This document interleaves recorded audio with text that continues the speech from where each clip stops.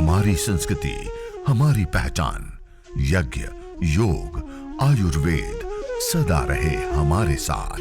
भारत के प्राचीन ग्रंथों एवं आधुनिक विज्ञान का दिव्य संगम, यज्ञ महिमा।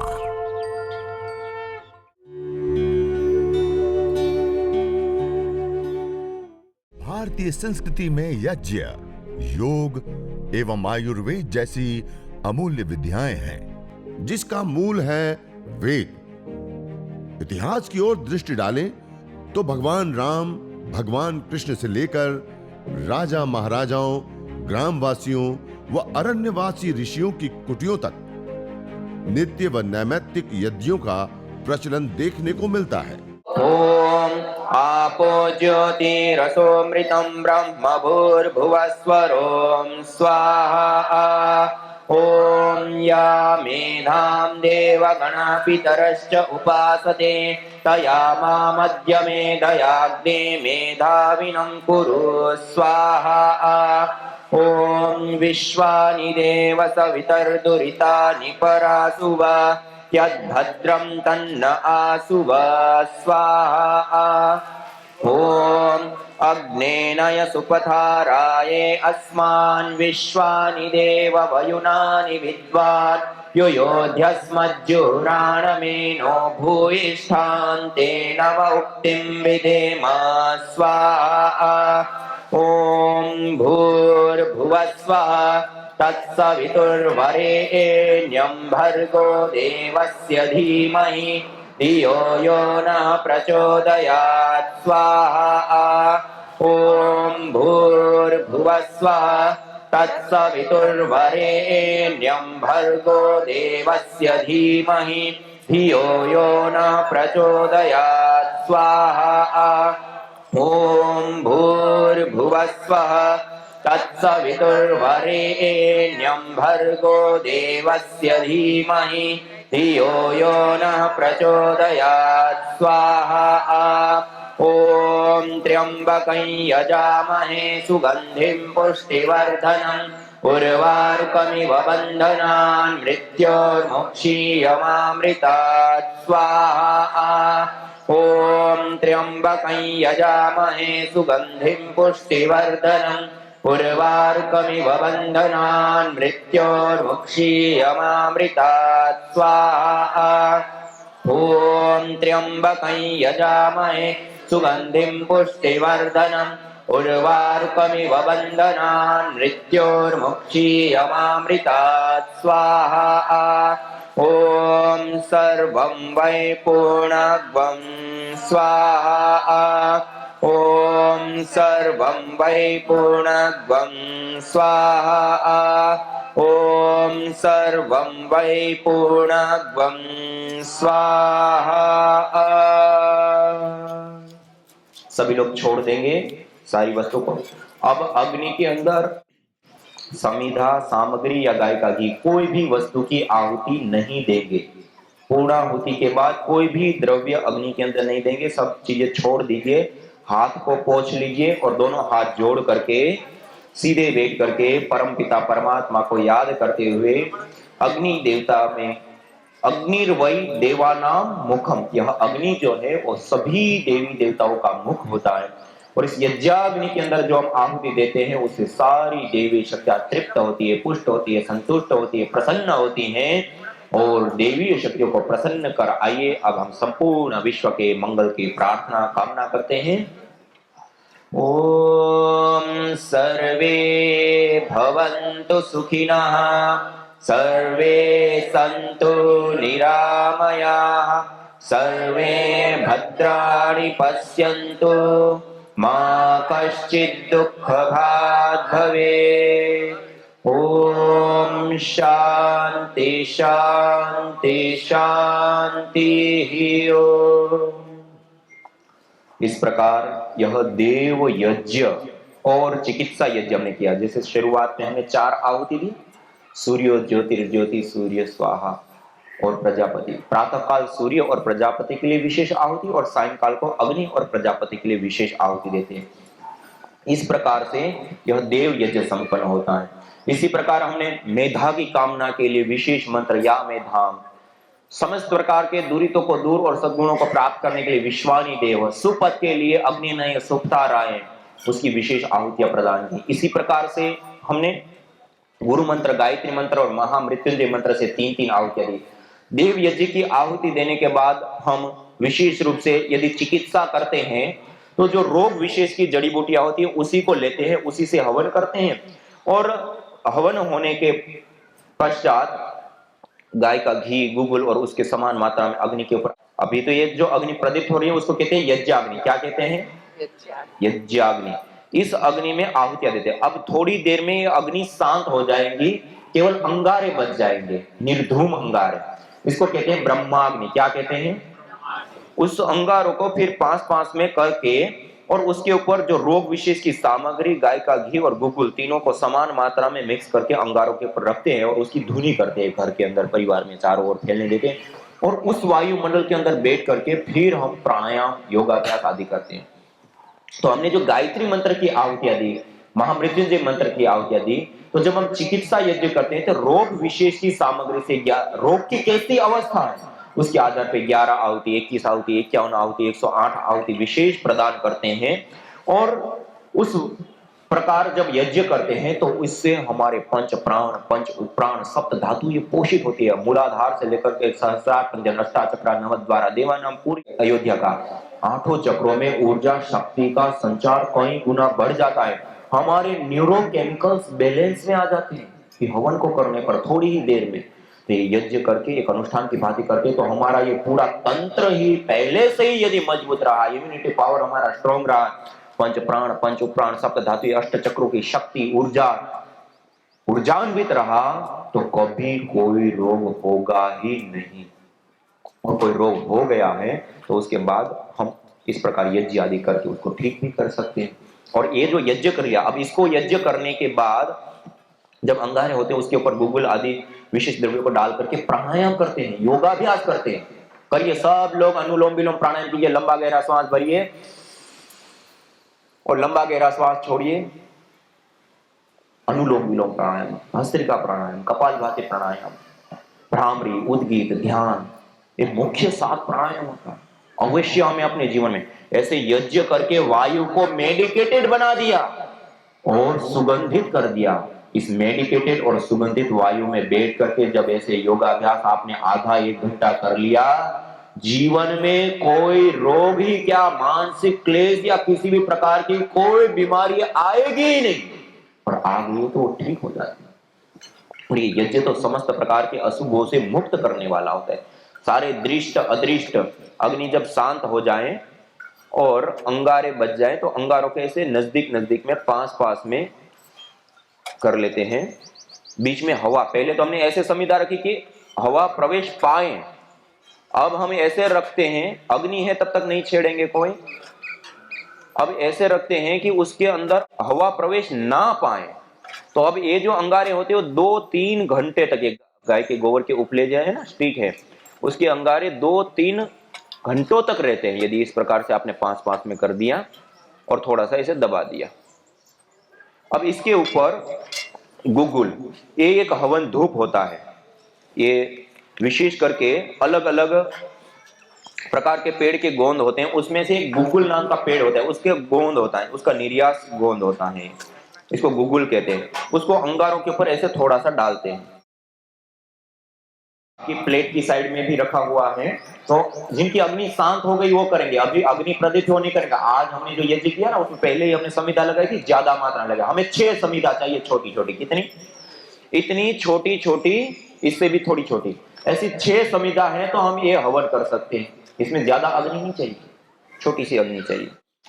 जैसे 2 पहले लगा दी और 3 अपने पास रख लिया और उसको फिर अग्नाधान करते हैं, उस समय उसका आधार कर दिया और अच्छे से इसे प्रदीप कर दिया। अब इसमें बैठ करके अनुलोम विलोम, अब कपालभाति कीजिए, सब लोग कपालभाति प्राणायाम कीजिए, ये वायु के अंदर अद्भुत लाभकारी होता है। और ये गुगुल के बारे में तो अथर्ववेद में विशेष रूप से बताया, न तम यक्ष्मा अरुंधते नैनम सप्तो अश्नुते यम भेषजस्य बुलबुलो सुरभिर्गंधो अश्नुते। जिसको ये गुगुल की सुरभि सुगंधि प्राप्त होती है, उसको कैसे किसी भी प्रकार का उस जीवन में, उस घर में कोई रोग ताप संताप आ सकता है।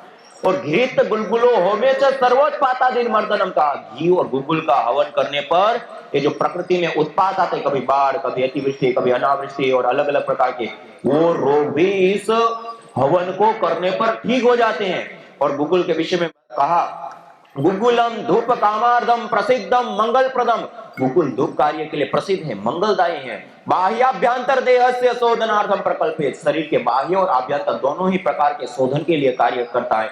त्रिदोष का समन करता है, अग्नि प्रदीपक होता है। गुगुल की ध्वनि अपने घर के अंदर हमारे पूर्वज लोग किया करते थे अपने घरों में हर दिन, तो ऐसे थोड़ी सी गुगुल की ध्वनि है। ऐसे ही दिव्यष्टि हवन धूप है। ये दिव्यष्टि हवन धूप भी विशेष करके नैरोग्य के लिए, स्वास्थ्य के लिए, और सर्दी जुकाम बुखार आदि चीजें हो जाती है ना छोटे बच्चों को बड़ों को भी, तो उसके लिए इसको भी थोड़ा सा ऐसे अंगारों के ऊपर हम डाल सकते हैं और उसकी ध्वनि हम करें अपने वायुमंडल के अंदर, घर के अंदर, तो इससे अस्थमा दमा से लेकर श्वास से संबंधित रोग नहीं होते, देव पूजन होता है, वायुमंडल सुगंधित होता है, पॉजिटिविटी बढ़ती है। तो इस प्रकार से ये औषधीय धूम्र, यज्ञीय धूम्र के अंदर रहने पर कोई रोग होता नहीं, हो गया है तो वो भी इस ऐसे हर रोज थोड़ा सा ऐसे हवन किया, 11-21 आहुति देकर के, अंगारों को 5 पास में करके, उसके ऊपर गुगुल, गाय का घी और अलग अलग जड़ी बूटियां आदि डाल करके ऐसे धुनी किया। इस धुनी में सब योगाभ्यास अपने क्लास में हम करते हैं, अपने घर में करते हैं। अब इसमें योगाभ्यास कीजिए, इसमें प्राणायाम कीजिए, इसमें आसन कीजिए, इसमें व्यायाम कीजिए, ये अद्भुत लाभकारी होता है। मैंने बताया ना, ऋण आवेशिकरण अल्कलाइन बनाते हैं बॉडी में, और इसके अंदर परफ्लाल आदि कुछ विशेष कंपोनेंट होते हैं, 100 मनुष्य कार्य होता है। ब्रेन न्यूरोकेमिकल्स को बैलेंस में लाता है, स्ट्रेस तनाव डिप्रेशन को दूर करते हैं, और वो सुगंधित वायुमंडल में जब प्राणायाम करते हैं, योगाभ्यास करते हैं, तो चित्त की वृत्तियां भी एकदम से शांत हो जाती हैं। ये बहुत बड़ी विद्या है, और ऐसे हर रोज हमें हवन करना चाहिए। श्रीमद् भगवद गीता में भगवान श्री कृष्ण जी ने कहा, यज्ञ शिष्टा सिना संतो मुच्यन्ते सर्व क्लेशे, जो इस प्रकार यज्ञ करता है वो सभी प्रकार के क्लेशों से, पापों से, दोषों से, दुखों से मुक्त हो जाता है। कितनी बड़ी चीज।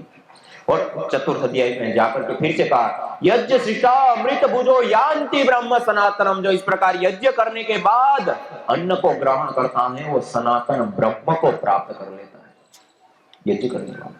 और 18वें अध्याय में जाकर के फिर से कहा, यज्ञ दान तपः कर्म न त्याज्यम कार्यमेव तत्, यज्ञ दान तपश्चैव पावनानि मनीषिणाम, यज्ञ करना, दान करना और तप करना, ये कार्यों को कभी भी नहीं त्यागना चाहिए, वो मनुष्यों को भी पावन करने वाले कर्म होते हैं। और कहा, यथे क्षुदिता बाला मातरम परिउपास्ते एवं सर्वाणि भूतानि अग्निहोत्रम उपास्ते, जैसे भूख से पीड़ित बालक अपनी माता की उपासना करता है, अपनी माँ के पास जाता है, अपनी माँ की गोदी में जाता है, और निश्चित रूप से वो भूख रूपी दुख की निवृत्ति होती है। एवं सर्वाणि भूतानि अग्निहोत्र उपास्ते, ऐसे ही संसार में सारे मनुष्यगण अपने जीवन में आने वाले आध्यात्मिक आदि दैविक आदि भौतिक तीनों प्रकार के तापों से मुक्ति पाने के लिए यज्ञ करते हैं। यज्ञ करने से तीनों प्रकार के तापों की मुक्ति होती है। येन सदनुष्ठानेन संपूर्ण विश्वम कल्याणम भवेत्, आध्यात्मिक आदि दैविक आदि भौतिक ताप त्रयोन उन्मूलनम सुकरम स्यात् तद यज्ञ पदाभिधेयम, इस यज्ञ को करने पर संपूर्ण विश्व का कल्याण होता है, और आध्यात्मिक आदि दैविक और आदि भौतिक हमारे व्यक्तिगत जीवन में आने वाले दोष दुख पीड़ाएं ताप संताप का उन्मूलन दूर होना, जिससे सरल हो जाए, उसको यज्ञ हवन अग्निहोत्र कहते हैं। तो ऐसे ये यज्ञ करने पर सनातन ब्रह्म की प्राप्ति, त्रिविध दुखों की निवृत्ति पर्यंत सब कुछ, जीवन का मूल उद्देश्य क्या है वही पूर्ति बता दिया। और जब हम नहीं करते हैं ना इस यज्ञ को, तो क्या कहा, यज्ञ शिष्टा सिना संतो मुच्यन्ते सर्व क्लेशे भुंजते तु तदं पापा ये पचन्ति आत्म कारण, जो केवल अपने लिए भोजन पकाते हैं, बिना यजन का जो अन्न ग्रहण करते हैं, वो पापी हैं, पाप का भोग रहे। इतने कठोर वो पापी कहा और पाप का भोग कर रहे हैं।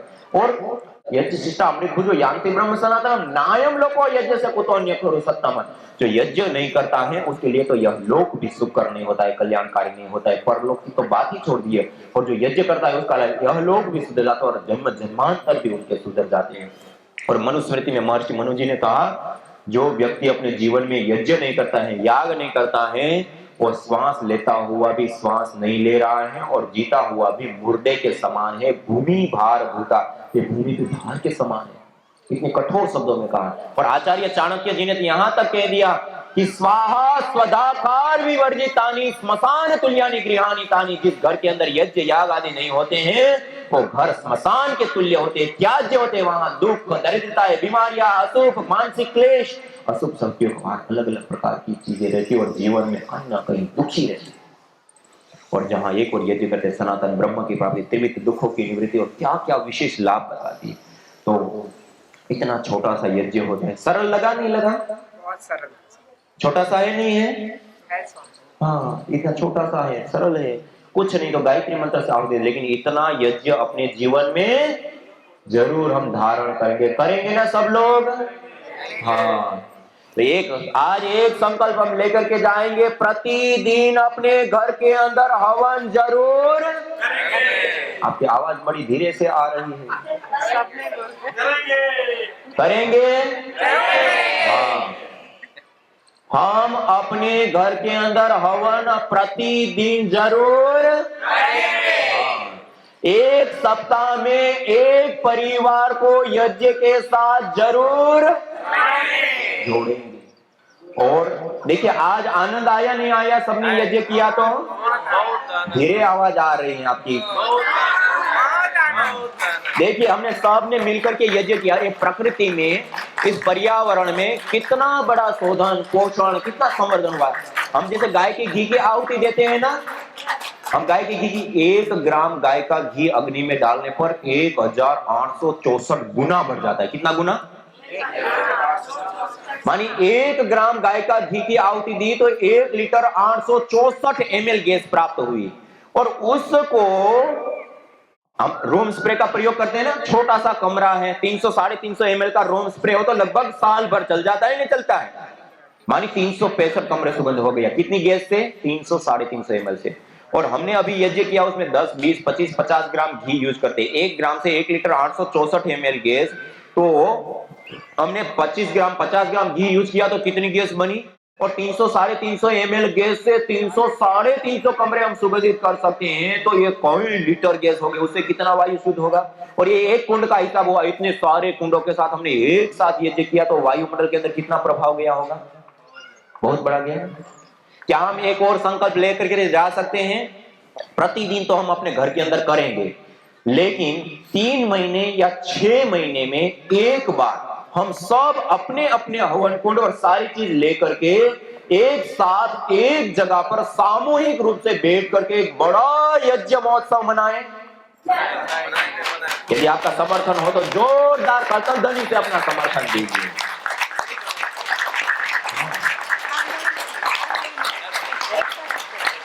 तो आज हम ये 3 संकल्प लेकर के जा रहे हैं। एक, प्रतिदिन अपने घर में हर रोज हवन। दूसरा, एक सप्ताह में एक परिवार को यज्ञ के साथ। और 3 महीने या 6 महीने में एक बार सब मिलकर के महायज्ञ महोत्सव। हाँ, तो ये इसी के साथ, और यहाँ पर हमारे आदरणीय माता जी मंजूश्री जी जो विशेष रूप से इन सारे सेवा कार्यों को अहरनिश आगे बढ़ा रहे हैं, एक बार जोरदार करतलध्वनि के साथ हम उनका स्वागत करें, उनका सत्कार करते हैं। और इसी प्रकार से हमारे सारे बहनागण जो विशेष रूप से महिला पतंजलि योग समिति के साथ जुड़ करके और विशेष सेवाएं दे रहे, योग की सेवा, यज्ञ की सेवा, अलग अलग जो भी राष्ट्र निर्माण के, व्यक्ति निर्माण के कार्य हैं, उसमें अहरनिश अपनी सहभागिता भूमिका निभा रहे हैं। और आज भी हम सब यहाँ बैठ करके इतनी बड़ी ऋषियों के द्वारा प्रदत्त इस विरासत को हम जान पाए और यज्ञ जैसी देवीय विद्या को हम अपने हाथ से कर पाए, तो उन सब का संकल्प, तप और पुरुषार्थ है। क्या हमारी भी एक बार जिम्मेदारी बनती है, नहीं बनती? हम भी उनके प्रति अपनी कृतज्ञता ज्ञापित करें। आइए एक बार जोरदार करतलध्वनि के साथ हम उनके प्रति अपनी कृतज्ञता ज्ञापित करें, हम उनका सत्कार करें। उनके संकल्प के कारण आज हम सब बैठ करके इस एक स्थान पर यह देवीय कर्म को करके महान पुण्य के भागी बने। एक बार जोरदार करतलध्वनि के साथ उनका हम सत्कार करते हैं, प्रणाम करते हैं, नमन करते हैं। और देखिए, ये विशेष कर्म है। करने पर विशेष और अनंत अथाह लाभ होते हैं। इसको विशेष रूप से लोगों तक पहुंचाने के लिए एक जिम्मेदारी पूर्वक भी हमें इस कार्य को आगे बढ़ाना चाहिए, नहीं बढ़ाना चाहिए? अभी हमारे साथ हमारी आदरणीय दीदी जी हमारे साथ हैं। पूरे संकल्प पूर्वक, प्रतिभा दीदी जी पूरे संकल्प पूर्वक इस यज्ञ की सेवा में संपूर्ण विशेष समय दे रही है। जहां पर लोगों को करना है, कराना है, मेंटेन करना है, तो ये विशेष रूप से तो आप में से आप भी सहयोग देंगे हमारा। हाँ, दिन में 1 घंटा, आधा घंटा, सप्ताह में 1 दिन, जितनी हमारे पास अनुकूलता हो, इस राष्ट्र सेवा के उत्थान के और इस विशेष यज्ञ को आगे बढ़ाने वाले कार्यों को भी हम आगे बढ़ाने के लिए अपने समय में से थोड़ा समय जरूर देंगे। हाँ, तो आज आप सब लोगों के बीच में आने का अवसर मिला, यज्ञ करने का अवसर मिला, बहुत ही बड़ा आनंद आया। आप सभी योगी, याज्ञिक, साधक भाई बहनों को मैं नमन करता हूं, वंदन करता हूं, प्रणाम करता हूं और अपनी वाणी को विराम देते हुए ओम द्योः शान्तिरन्तरिक्षं शान्तिः पृथिवी शान्तिरापः शान्तिरोषधयः शान्तिः वनस्पतयः शान्तिर्विश्वे देवा शान्तिर्ब्रह्म शान्तिः सर्वगं शान्ति शान्तिरेव शान्तिः सामा शान्तिरेधि। ओम शांति शांति शांति ओम। जो तुम चाहते हो रोगों से छुटकारा, तो लो नियमित यज्ञ का सहारा। यज्ञ की यह शुद्ध हवा सब रोगों की है दवा। आयुर्वेद ग्रंथों में यज्ञ को देवीय चिकित्सा कहा है और कहा आयुर्वेदेषु यत् प्रोक्तम यस्य रोगस्य भेषजम तस्य रोगस्य शांत्यर्थम तेन तेनेव होमये। अर्थात आयुर्वेद के अंदर जिन रोगों की शांति के लिए जिन जिन औषधीय द्रव्यों का सेवन करने के लिए कहा जाता है, उन्हीं द्रव्यों से हवन करने पर वह रोग हमारे शांत हो जाते हैं, दूर हो जाते हैं, नष्ट हो जाते हैं। अतः आइए हमारे ऋषियों द्वारा प्रदत्त देवीय चिकित्सा यज्ञ को अपनाएं और अपने स्वास्थ्य को समृद्ध बनाएं।